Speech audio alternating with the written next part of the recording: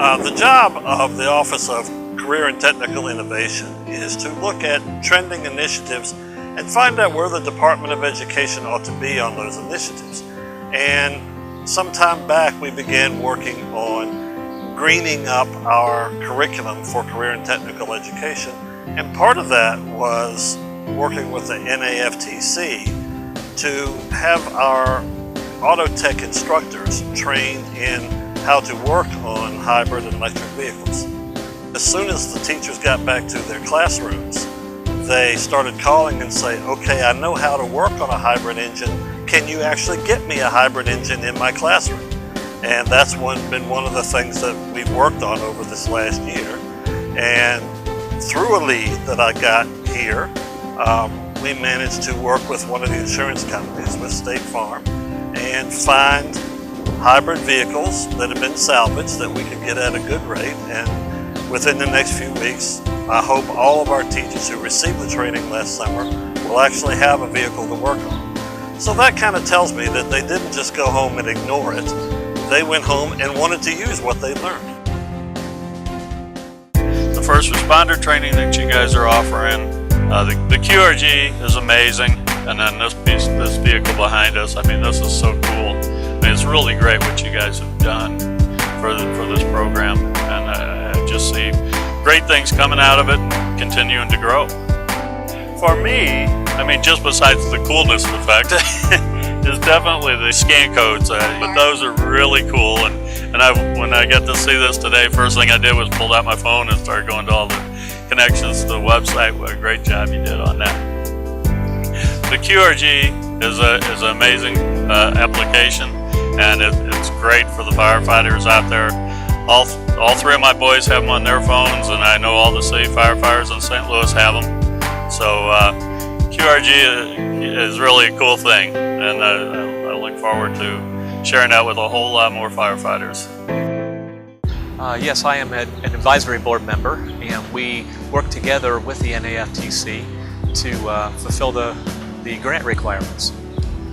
Well, I think that there are several things that really are good tools for the for the public.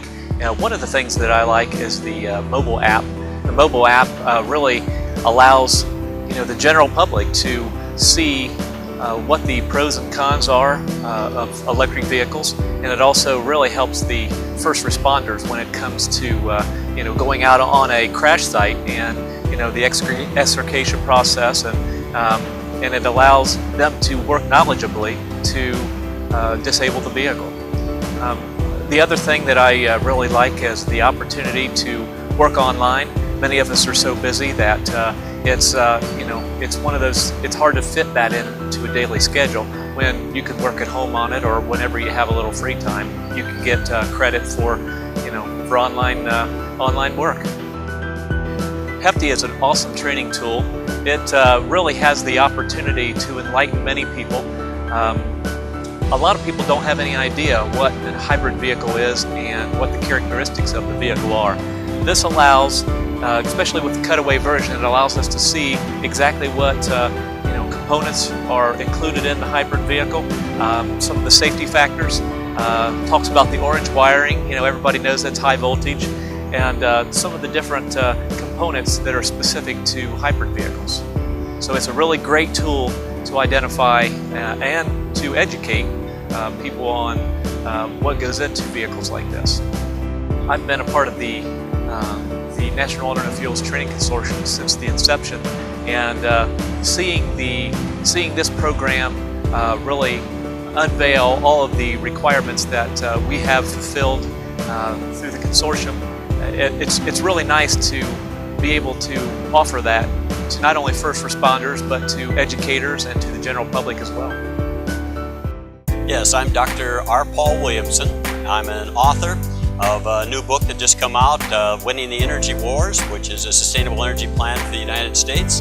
And I'm also the CEO of Skytran Colorado and Sustainable Systems of Colorado. Yes, Judy, I've been on the advisory board for several years, and I've been involved with the board and the activities for a number of years, both looking at curriculum and looking at first responder training. Well, I think they're all really important at this time, and as I pointed out in my book, we're in a transitional time where we need to transition from our finite fuels to infinite fuels. And so I think they're all very important. Of course, my area of research is hydrogen, and I think that's going to be the breakthrough, and that's the only solution that I see for the future of having a sustainable fuel that we can use in transportation.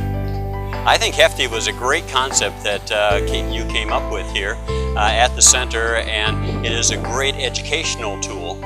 As we all know, it's so important to get the education out to the young people and to students of all ages, because everybody's at the kindergarten level when it comes to alternative fuels, and having something like HEFTI to work with, to visualize it, to give something to someone to kick the tires, so to speak, is critical to getting the word out and the need that we have to move more towards alternative fuels and to a more sustainable economy. I appreciate this opportunity, and I think the center is doing a fantastic job, and I only wish you well.